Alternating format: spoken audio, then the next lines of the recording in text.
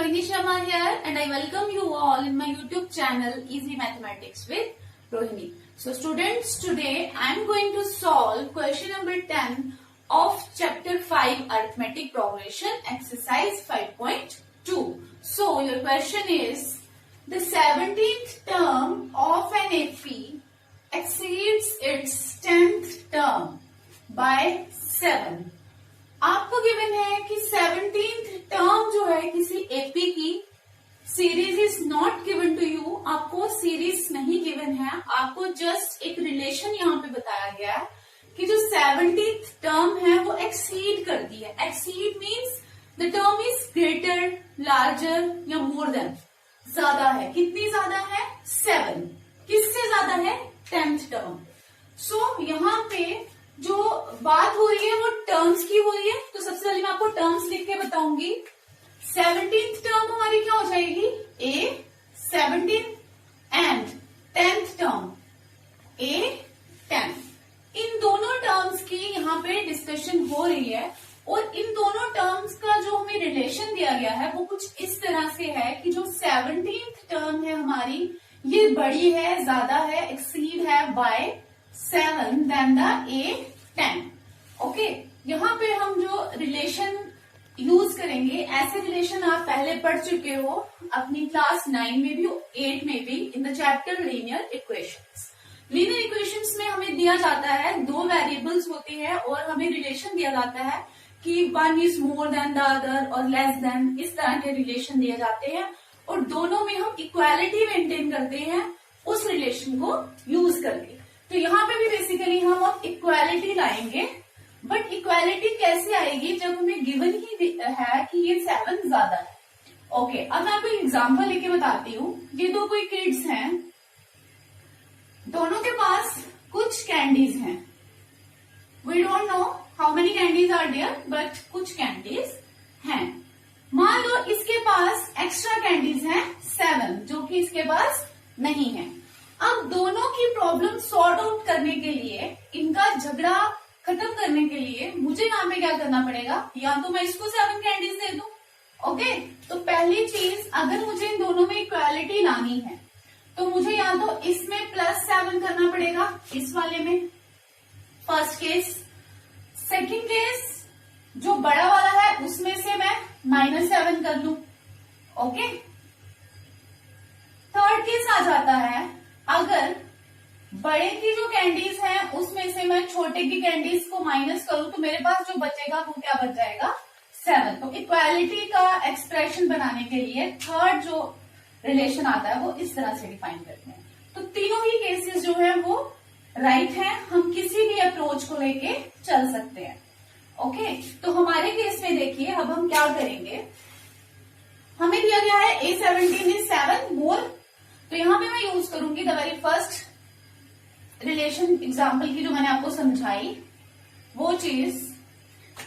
मैं क्या करूंगी, पहले हम अपनी क्वेश्चन को लिख देते हैं पूरे प्रॉपर वे में. सॉल्यूशन यहां से हम स्टार्ट करेंगे. सिंस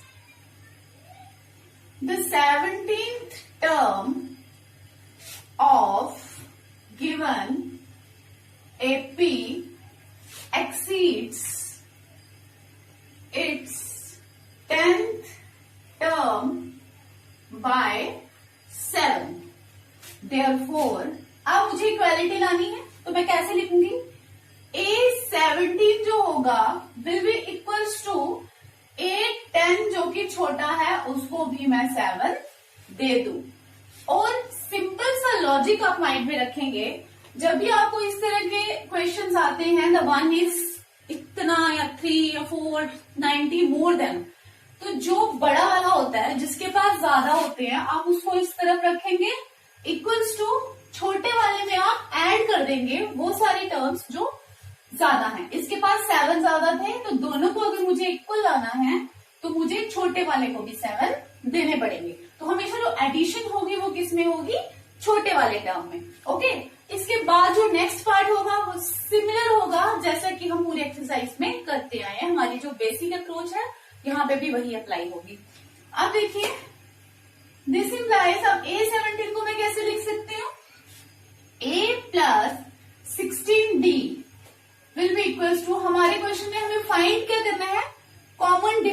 कॉमन डिफरेंस फाइंड करने के लिए हम ये सब कुछ कर रहे हैं और ये थोड़ा सा ट्रिकी क्वेश्चन था। ये लॉजिक हमें यूज करना है जो क्वेश्चन में गिवन है और अपने कॉमन डिफरेंस तक पहुंचना है।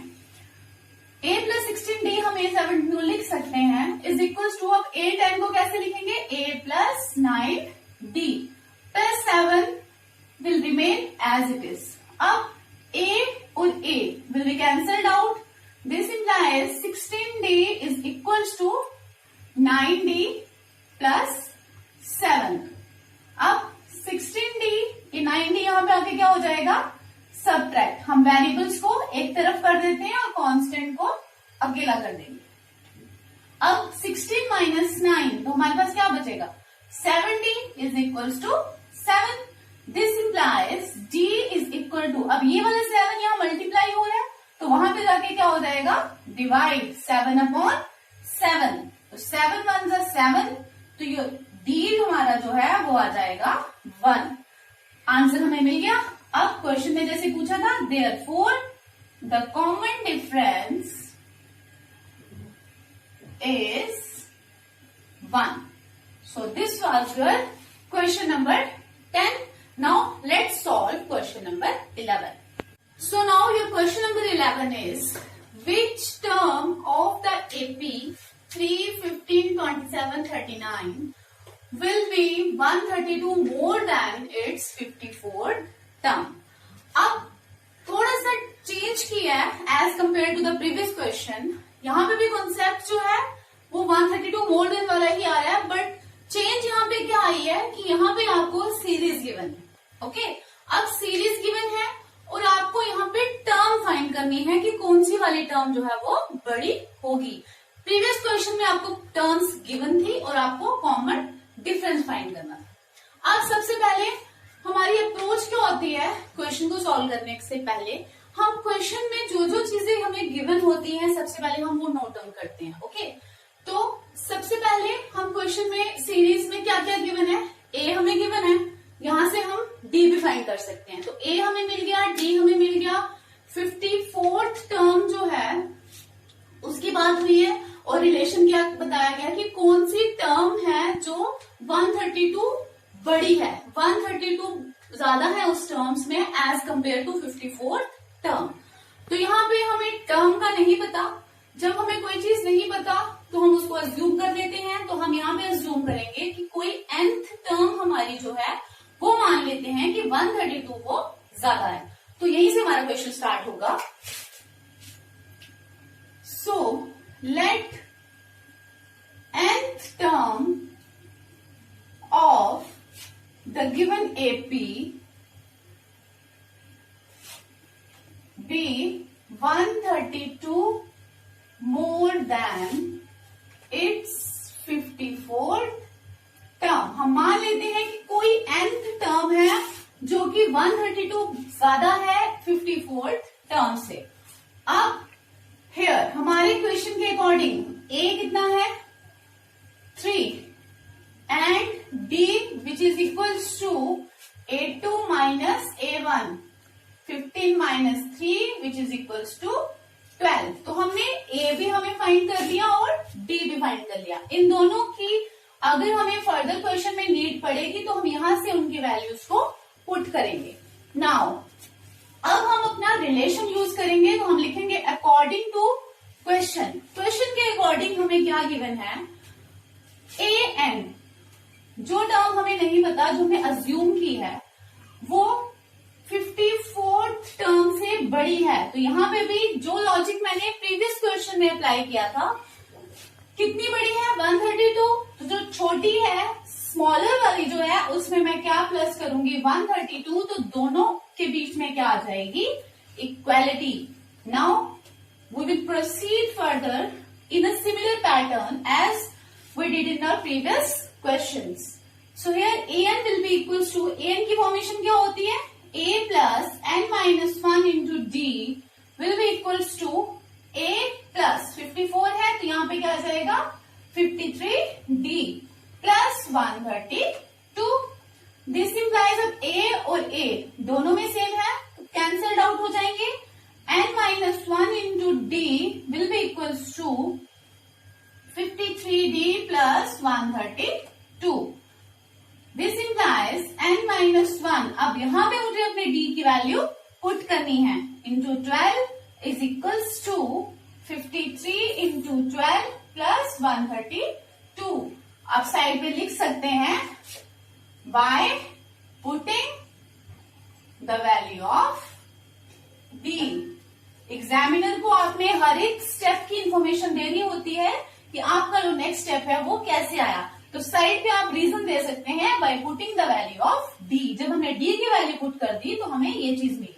अब this implies n minus 1 into 12 will be equals to 53 into 12. तो 53 इंटू 12 करेंगे. 2 3 6, 2 5 10, 1 3 3, 1 5 5, 6 3 6. तो यहाँ पे क्या वैल्यू आ जाएगी 636 plus 132. This implies n minus 1 into 12 will be equals to, इन दोनों के एडिशन करेंगे. 6 plus 2 8, 3 plus 3 6, 6 plus 1 7. This implies n minus 1 will be equals to 768. ये 12 यहाँ मल्टीप्लाई हो रहा है, वहां पे कहां चला जाएगा, डिनोमिनेटर में डिवीजन हो जाएगी. अब 768 को 12 से सॉल्व कर लेते हैं. मैं सीधे 12 से करूंगी. 12 1 12, 12 6 72, 48 बचेगा यहाँ पे. 12 4 48. आप 2 से भी कर सकते हैं, देन 4 से, जो आपको कंफर्टेबल लगे. ओके, तो this will be equals to 64. This implies n will be equals to, ये नेगेटिव है 1, वहां जाके प्लस हो जाएगा. 64 plus 1 which is equals to 65.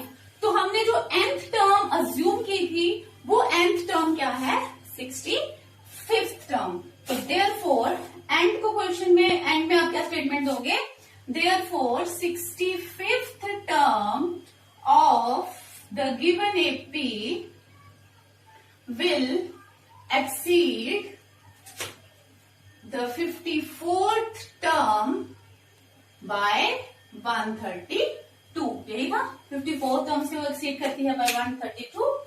So these were the question 10 and 11. So guys, आपको कोई भी अगर प्रॉब्लम है क्वेश्चंस में तो आप कमेंट सेक्शन में जाके मुझसे पूछ सकते हैं.